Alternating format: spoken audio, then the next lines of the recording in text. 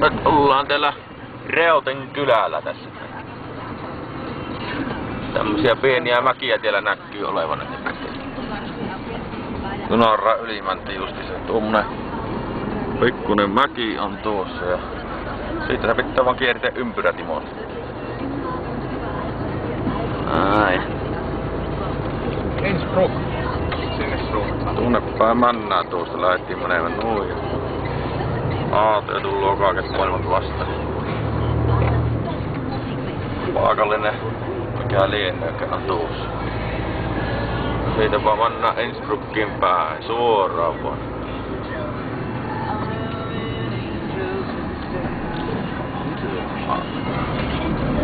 Hienon näköistä tiellä.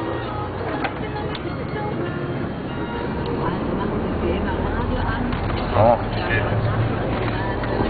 Paikallinen sorakuleitin tuli siinä ja tullaan pöttyaalto vastaan sieltä näköjään. Ja tässä on paloa.